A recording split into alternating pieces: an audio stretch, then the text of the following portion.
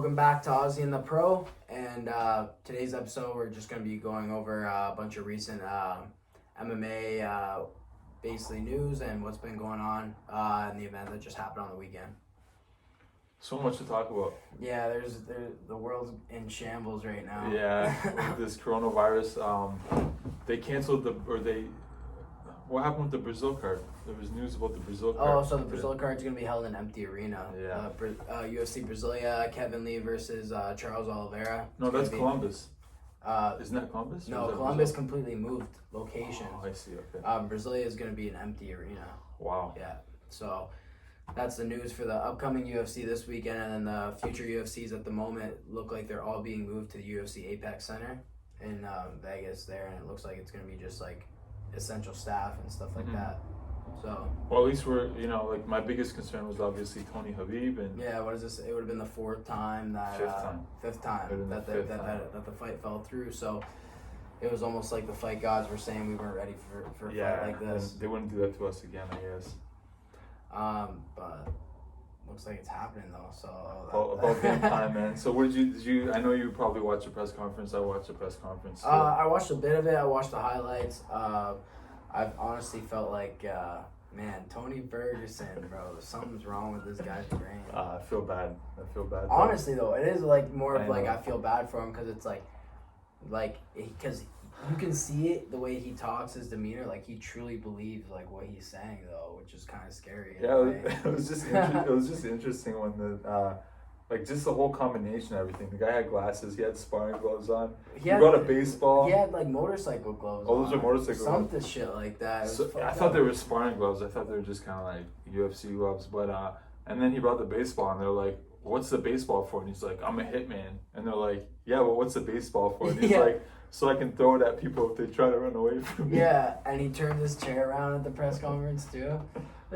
So like I didn't really understand that. And he was like, I think people are like, a lot of people I see are saying that he got in Khabib's head. He's getting in Khabib's head, but I think it's more of a frustration point where it's like Khabib's like, what the fuck? Like anything I say, this guy's not even fucking comprehending it because he's an idiot. It was so funny. At one point, he's just like, Tony, he's a great fighter, and I respect him as a fighter, but nobody likes this guy because this guy's stupid. Yeah.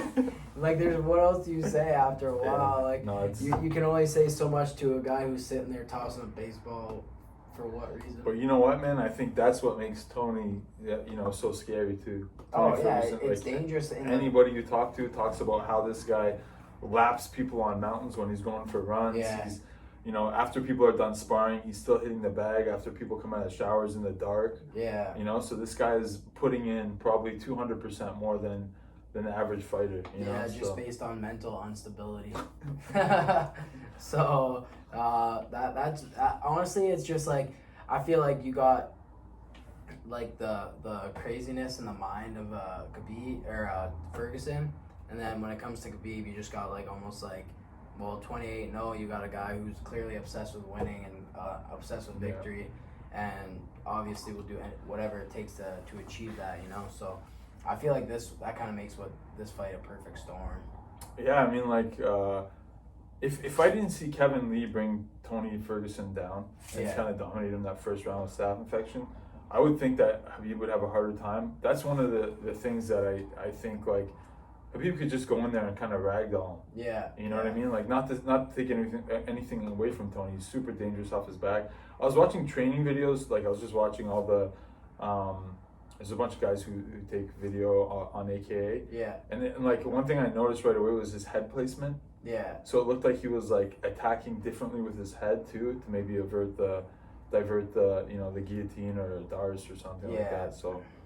But yeah, man, it's a crazy fight. Like, everybody has a different opinion about that fight. I think there's a lot of Khabib haters out there. Mainly, well, I don't know if they're Khabib haters or Conor McGregor lovers. It's usually, I feel like they're the same people, right? But I'm a Conor McGregor hater, so it works both ways. Yeah. But it's gonna be sweet though. Like, the only thing, like, it's just like I feel like Tony Ferguson's a question mark, right? Like, you never really know what you're gonna get as far as like. Even when he does get dropped or he does look like he's in trouble, he always comes back, right? So I feel like that kind of surprise factor is what's gonna, and the streak he's on is really what puts him as a danger to Khabib, you know. Mm-hmm. Yeah, I mean the guy's came out of danger, and I think almost every fight he's fought in the last like however many fights, right? Yeah, they've all he's all been in trouble in all of them. And what kind of not what scares me, but what makes me realize how serious they're taking Khabib is when Eddie Bravo was on Joe Rogan. They were doing a fight companion. Yeah. And they just like kept saying like we've been training for Khabib, you know, like so you can just imagine how like Eddie Bravo too is a little bit like, you know. Yeah, kind of a crazy over. Yeah, so fight, I could see these guys like totally obsessing, totally, you know. But I think Khabib's fight IQ too is really high. So I think like, you know, you listen to what he's been saying too lately. He's saying like, look, every time I have a fight and I watch my tape, even though I do things well, he's like, I notice all my mistakes and I try to work through those mistakes. So, you know, I mean, like he got caught in a guillotine. Well, kind of. A lot of people say, you know, he didn't really have it, and he knew that he couldn't.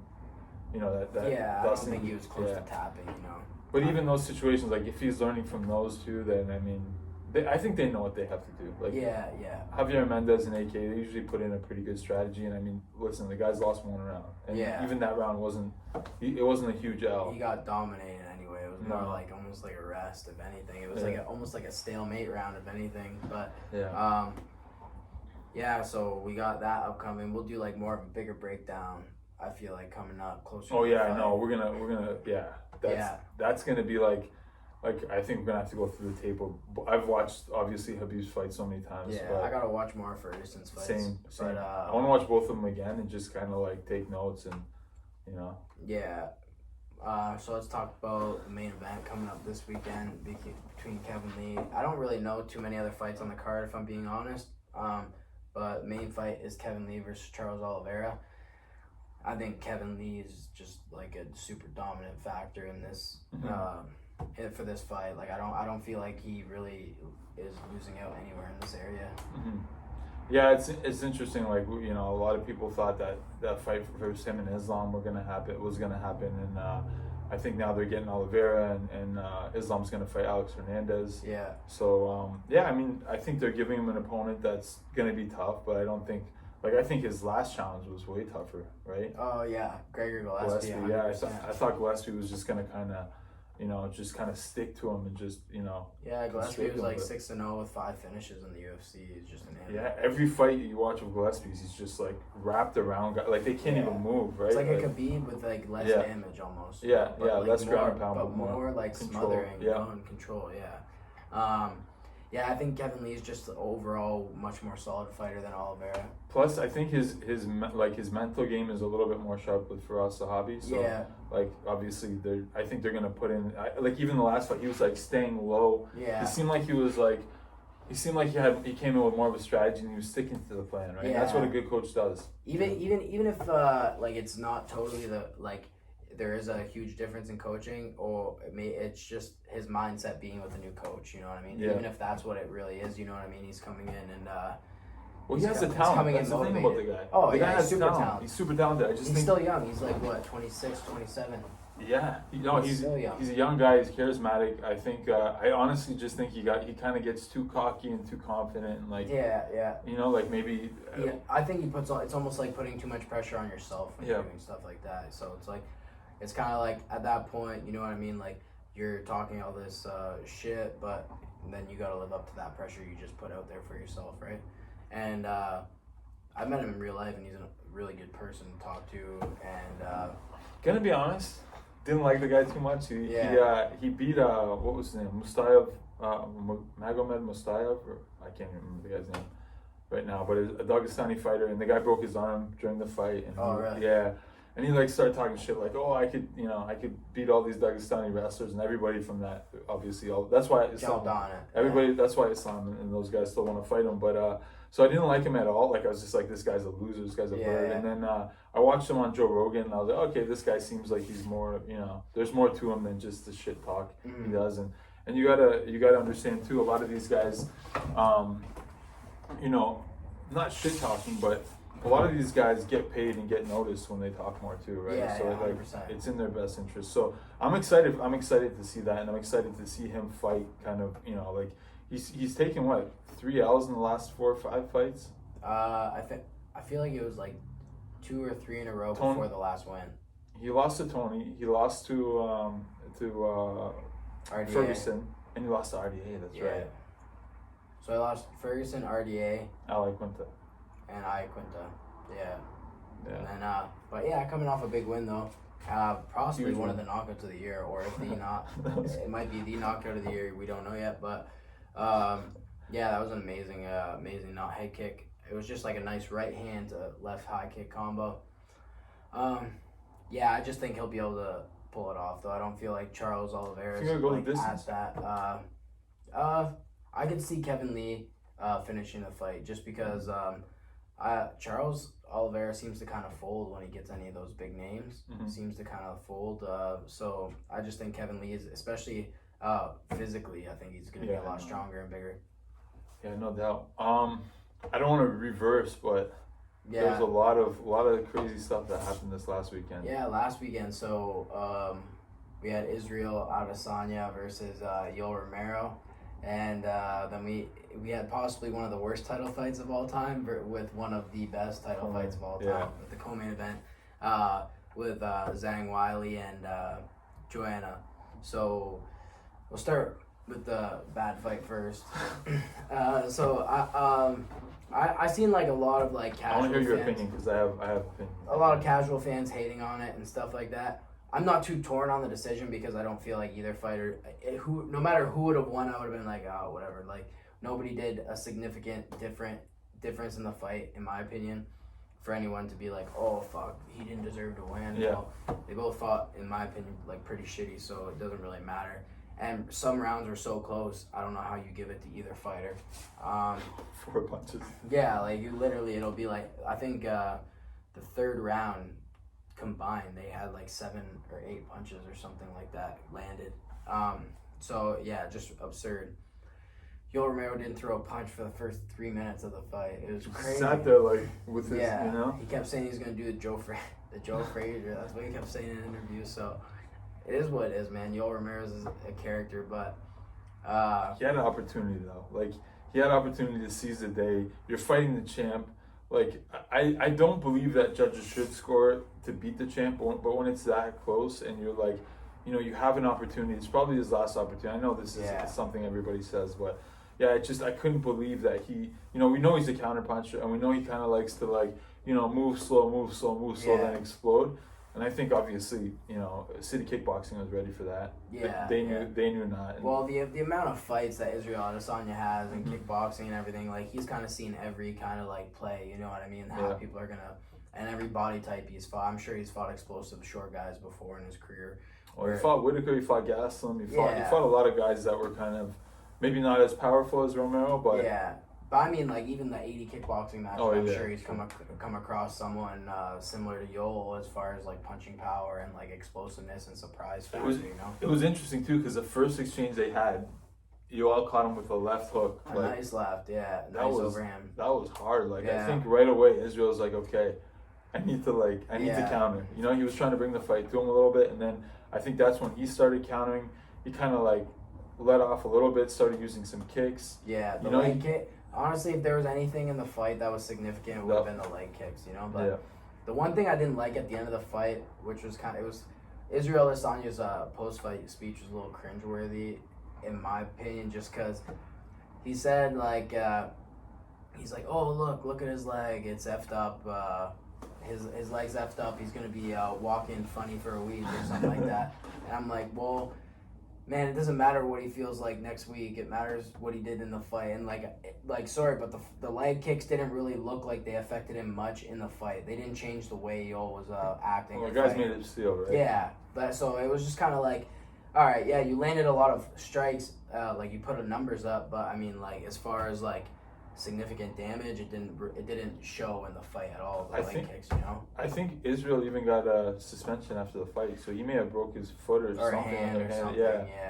Yeah. So I mean, like again with that, like I think if you really think about it, like if you take the fans out of the equation, he suffered probably the least amount of damage that anybody's ever suffered against you. You know what I mean? Like the guy got the W, and like you know, like I'm on the couch, like I was at a friend's house too, watching the fights, and everyone's like, you know, dogging on him, but the guy just won a title defense by throwing a couple leg kicks. And like people forget, Romero, like you just said, is so dangerous. Bro, he puts people like he everybody he fights, like win or lose, goes through some some crazy injury or like. It's like a high level, like that's a guy where it's like, you know what I mean, one mistake and your lights are shut out. You got like, look at the murderers row he went through and knocked everybody out. Romero knocked out Luke Rockhold, knocked out Chris Weidman.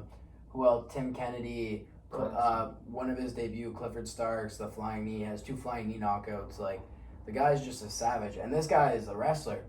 That's the craziest thing. That's what I was interested too about in the fight, is like, whenever pressed the takedown, he got a takedown. The one takedown I seen him shoot, he blasted Adesanya right onto his back. Even though I know Adesanya got back up, but I felt like it was. Yoel wasn't really trying to keep him down. Like, it's crazy that like.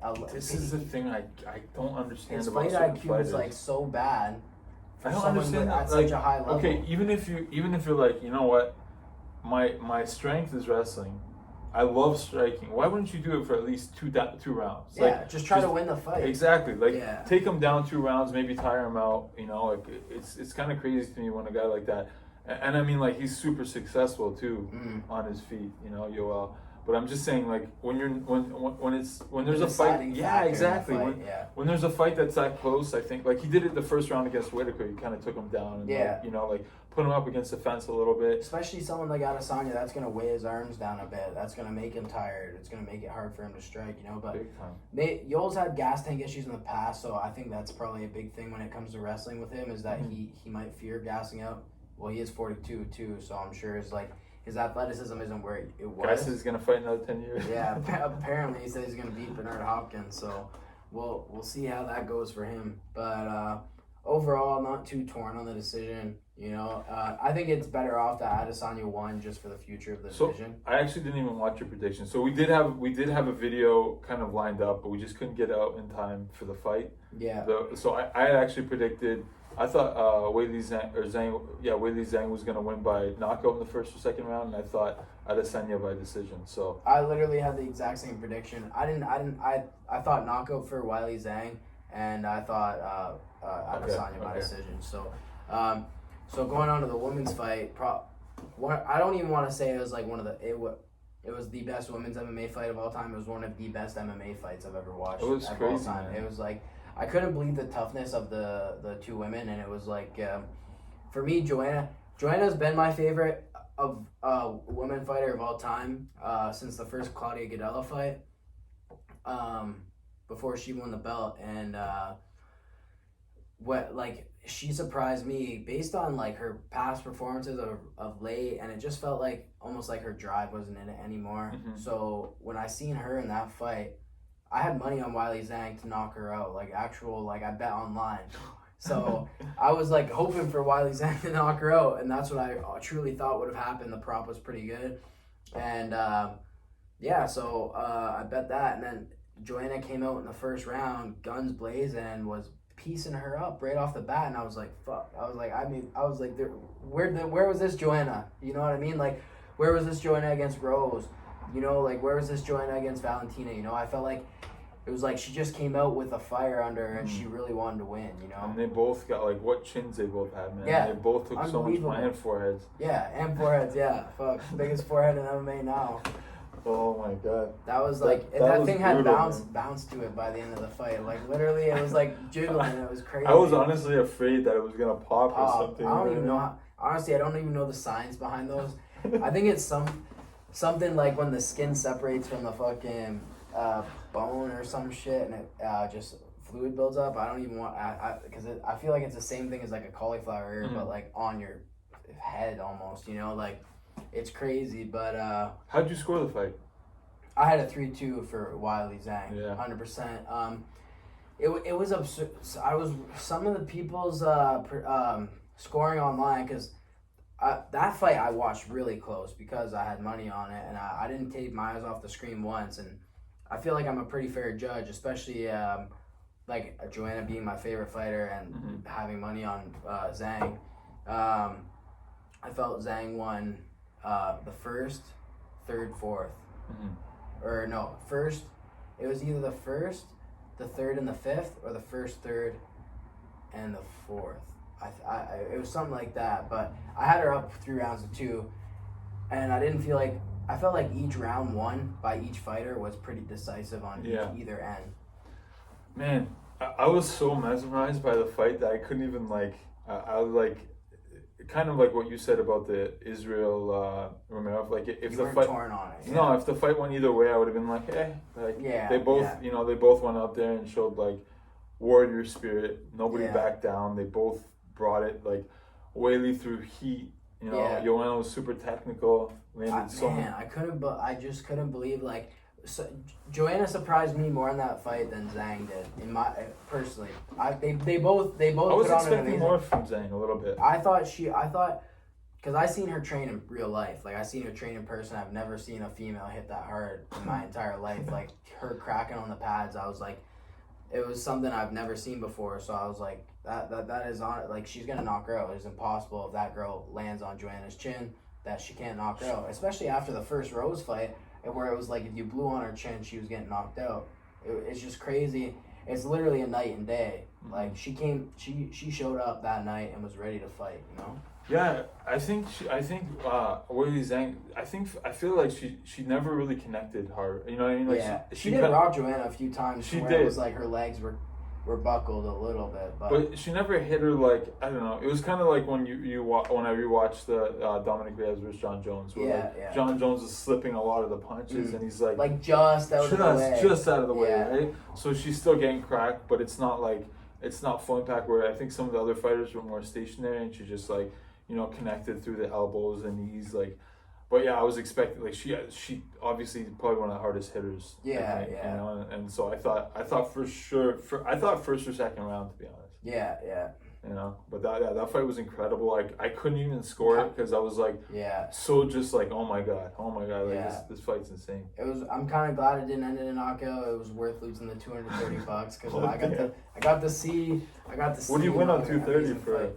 It was like 670 something. Yeah, it would have been like a $400 return, so it would have been pretty nice. So whatever, that fight was pretty dope, and I think it was like that. There's no way that fight doesn't get fight of the year. It's impossible. Well, we'll see.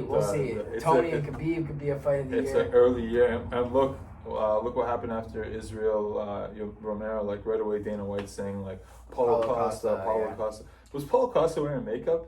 I don't know. Honestly, I've seen some pictures. I don't know. He looked chubby as hell. I don't know. He looked like he was about 240, which actually, the way I cut weight, like for how heavy I'm out from my weight, I feel like the 240 at 205 is not even big. It's like 35 pounds, man. Yeah. He could that's nothing, right? But it's like 17% of your weight. Yeah, he'll be fine. But he's never missed weight, so.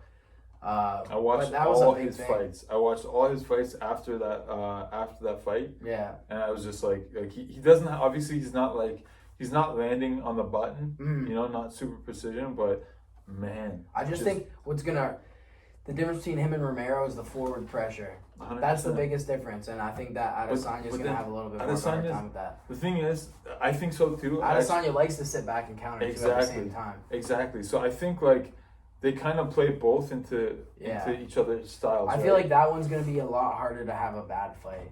Oh, that fight's going to be a war. Yeah. Because either Adesanya's going to clip him and knock him out, or... Because Costa is willing to take that risk. I think. He eats 2 or 3 shots to land 6. Yeah. Like a 6-punch kick combo. Yeah. I cannot wait for that fight. I know a lot of people are pissed off. I have a lot of friends. I have an MMA WhatsApp group, and they're all like... half of them are hating on Izzy. Yeah. It is what it is, man. Like, you don't know until you're in there yourself fighting, and it is what it is, man. He's a great champion. He's a great fighter. He's undefeated, 19-0 now. So, he's the guy's got experience, and he's young, charismatic. I wasn't really a big fan of him at first, but honestly, I like watching him. You can't deny it, man. Yeah, you can't deny it. Like, after what he's done to... in the Gastelum fight. Such a short period of time, too. 2 years. Like, look where he's at. 2 years.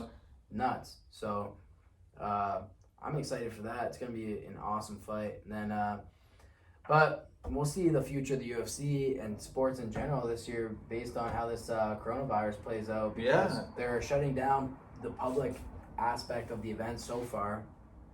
So NCAA tournaments canceled for basketball, NBA seasons postponed, NHL, MLB spring trainings. So I know that there's even for people working and stuff. They're like they're considering they're considering strategies of how people work at home and stuff, right? So no, I'm no politician. I don't have any PSA to go with the coronavirus. I don't know the severity of it or anything like that. I just think it's pretty crazy the way it's impacting MMA and other sports in general, and just everything, even all the way down to the economy. It's amazing in a way where it's like nobody in our lifetime has experienced something like this. No, and the problem with it is like it's super contagious, and you're contagious without 2 knowing days. 2 days. Yeah. 2 days before you even have symptoms, right? Up to 14, man. Yeah, the incubation period's like up to 2 weeks, from what I heard. So like I said, I'm no doctor, but this shit's pretty crazy. No, it's not. And the way it's not even like for people our age. Thank God we're like young and. We could probably combat a disease like that or influenza like that, but for older people and stuff like that, obviously it's going to be it's gonna be tough. That's the only thing that I'm scared of. I get it, especially people around you, like your mom, your dad, and the impact it's having, like just to the economy. And like I don't know, we were trying to order soccer jerseys the other day for our team. They're like, there's a backlog of orders, so we can't order. No one's at work. No one's at work, so. It's crazy. Once it starts shutting down everything, like it's crazy times.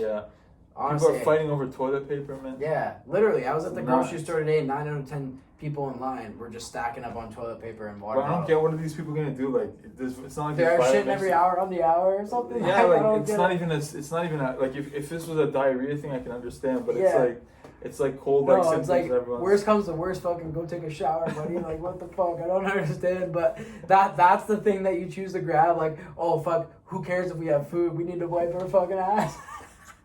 Holy shit, dude! It's honestly fucked, but whatever. That like it's hard not to laugh at. I know it's like the severity of it, and there's a death to it too. But like, fuck, dude, some of this shit cracks me up. People. You know what? It's people don't.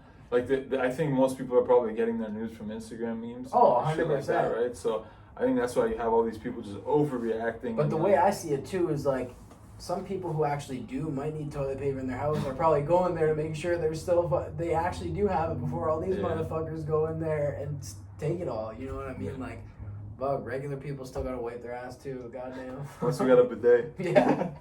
Fuck, that's rich people shit, though. Oh man. Anyways, crazy fucking times in the world right now. What other? I heard Stipe Miocic and agreed DC, to fight. Yeah, I heard they finally agreed. So, and then like there was a Dominance MMA press conference. Press day, media day, and Kamaru said he's fighting that July weekend. Yeah. But it's weird. They're not announcing Masvidal. Like they said Masvidal before. Yeah. Now they're not announcing it. And like in all Kamaru's interviews, he keeps saying like. The Leon Edwards fight, Woodley fight, like those are kind of more deserving contenders. So I don't know what's gonna happen with Woodley fights soon. Woodley fights, he fights Edward, right? When is that London card? I feel like it's in April. Yeah. I don't know for sure, but who even knows where it's at? Honestly, based on all the events are getting switched. To like closed venues, so we'll see. Who even knows if they'll be like canceling events altogether soon or not? So I like the idea of that. I know like fans, okay, great, but I like the idea of like just seeing the fighters, kind of like when you watch Tough or it'll be like that kind of a vibe. But I like it's just does it kind of take away like. I don't know. I feel like when you're watching, say, Tony versus Khabib, you want the walkout. You want the maybe they have the fake crowd roar. That's you know true. What I mean? Like, it's gonna be different. So, whatever. That's what's going on in MMA right now, and I hope they figure out the virus stuff soon, just so we can get back to more consistent MMA events and news. Hopefully this isn't our last episode. I hope they figured out just for MMA. Yeah, like honestly, like hopefully this isn't our last episode, or like breakdown review because No, man, it'll be fine. I'm it'll sure it'll be fine. But yeah. Thanks for tuning in, and hope you guys enjoyed watching. Thanks, everybody. We'll see you next time.